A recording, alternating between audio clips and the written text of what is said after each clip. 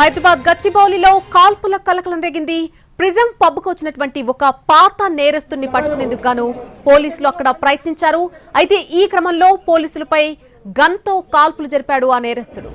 2 రౌండ్లు ఫైరింగ్ చేశాడు పోలీసులపై. ఈ ఘటనలో కానిస్టేబుల్ వెంకట్రామరెడ్డి గాయపడ్డారు. అతని కాల్లోకి బుల్లెట్ దూసుకెళ్లింది. గాయపడ్డ కానిస్టేబుల్ ను వెంటనే అక్కడి నుంచి హాస్పిటల్ కు తరలించారు. అయితే ప్రిజం పబ్ లో దొంగ ఉన్నట్టుగా సైబరాబాద్ సిసిఎస్ పోలీసులకు సమాచారం రావడంతో అతన్ని పట్టుకునేందుకు గాను అక్కడికి పోలీసులు వెళ్లారు. అయితే పోలీసులు చూడగానే నేరస్తుడు వెంటనే గన్ బయటకు తీసి 2 రౌండ్లు ఫైరింగ్ చేశాడు.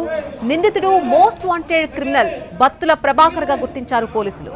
నిందితుడు ప్రభాకర్ పై 100కు పైగా కేసులున్నాయని చెబుతున్నారు. 2 రాష్ట్రాల్లో కూడా మోస్ట్ వాంటెడ్ క్రిమినల్ గా ఉన్నాడు ప్రభాకర్.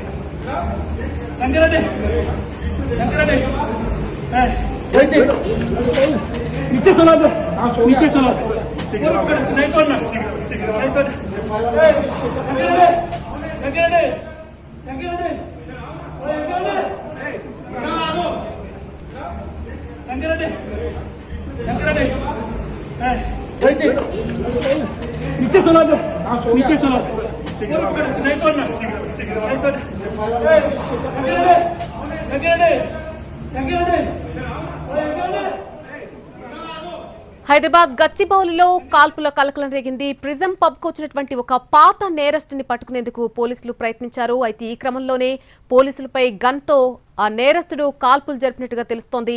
ఇదే విషయానికి సంబంధించి పూర్తి అప్డేట్ మా crime input editor Ramesh Vaitla అందిస్తారు. రమేష్ వైట్ల, ప్రస్తుతం అక్కడ పరిస్థితి ఏ విధంగా ఉంది? ఇంతకీ ఆ దొంగ ఎవరు? పోలీసులు ఏం చెప్తున్నారు?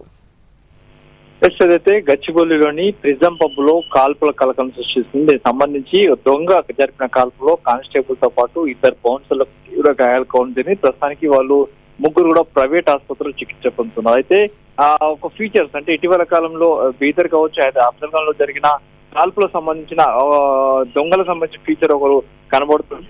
పబ్బు సంబంధించిన సిబ్బంది వెంటనే పోలీసులు సమాచారం ఇచ్చారు. ఈ నేపథ్యంలో సైబరాబాద్ సిసిఎస్ సంబంధించిన 2 కానిస్టేబుల్ కలిసి వాళ్ళని అంటే దొంగను పట్టుకోవడానికి, అనుమానితులు పట్టుకోవడానికి అక్కడ వెళ్ళడం జరిగింది. అయితే ఈ నేపథ్యంలో అనుమానితుడు అక్కడ తచ్చాడుతున్న సమయంలో అతను పట్టుకునేందుకు 2 కానిస్టేబుల్ ప్రయత్నిస్తుండగా ఒక్కసారిగా తన దగ్గర ఉన్న నాటు తుపాకును బయటకు తీసి అతను కాల్పులు జరపడం జరిగింది. ఈ కాల్పుల్లో ఒక్కసారిగా ప్రభాకర్ రెడ్డి ఏదైతే కానిస్టేబుల్ ప్రభాకర్ రెడ్డికి తొడల నుంచి మొత్తంగా బుల్లెట్ వెళ్ళిపోవడం జరిగింది. మరొక 2 బౌన్సర్లు కూడా ఈ విధంగా వాళ్ళు అడ్డుకోబడిన వాళ్ళ మీద కాల్పులు చేస్తే వాళ్ళిద్దరు కూడా గాయాలకు ఉంది. అయితే ఇతను పాత నేరస్తుడు, వైజాగ్ సంబంధించిన నేరస్తుడు. ఇతని మీద ఇప్పటికీ 100కు పైగా కేసులున్నాయి.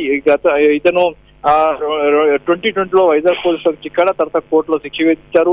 ఆ తర్వాత జైల్లో శిక్ష అనుభవించి బయటికి రావడం జరిగింది. 2022 జూన్ 8 నుంచి కూడా సెంట్రల్ జైల్లో శిక్షను అనుభవిస్తున్నాడు. అయితే అతను గతంలో కూడా చాలా సార్లు కూడా పోలీసులపై దాడులు చేశారు, ఆ ఘటనలు ఉన్నాయి. అయితే ఇప్పుడు చూసినట్లయితే ఇప్పుడు కూడా ఇక్కడ కూడా ఏదో చేయడానికి వచ్చినట్టు సమాచారం సంబంధించిన అనుమానితులకు సంబంధించిన తిరుగుతుంటే అటు పబ్బు ప్రశ్నలు వెంటనే సమాచారం ఆ మేరకు పోలీసులు అక్కడ వెళ్ళడంతో అతని మీద కాల్పులు జరిగింది. అయితే చిత్తూరు జిల్లా చెందిన బత్తుల ప్రభాకర్, చిత్తూరు జిల్లా చెందిన ప్రభాకర్ గతంలో 100 పైగా చోరీ కేసులున్నాయి. ఇతను వైజాగ్ తో పాటు ఈస్ట్ వెస్ట్ జిల్లాల్లో పెద్ద ఎత్తున చోరీలు పాల్పడ్డాడు. 100కు పైగా ఇళ్లలో చోరీ చేసి అతను ఎప్పటికప్పుడు తప్పించుకుని తిరుగుతున్నాడు. అయితే 100కు పైగా కేసున్నప్పటికీ ఒకే కేసు మొత్తం ఇతనికి పైన శిక్ష పడడం జరిగింది. శిక్షను అనుభవించి తిరిగి బయటకు వచ్చి మళ్ళీ చోరీలు చేస్తూ అతను తిరుగుతున్నాడు. అయితే హైదరాబాద్ లో చోరీలు చేస్తున్న ప్రయత్నం కావచ్చు, హైదరాబాద్ లో కొన్ని కేసులు ఇతను నిందితులుగా ఉన్నాడు. ఈ నేపథ్యంలో అతనికి సంబంధించిన సమాచారం పోలీసులు రావడంతో వెంటనే పోలీసులు అక్కడ వెళ్ళడం, పోలీసులు కాల్పులు జరిపి తప్పించిపోతున్న నేపథ్యంలో అక్కడే ఉన్న మిగతా బౌన్సర్స్ అందరు కలిసి కూడా దొంగలు పట్టుకొని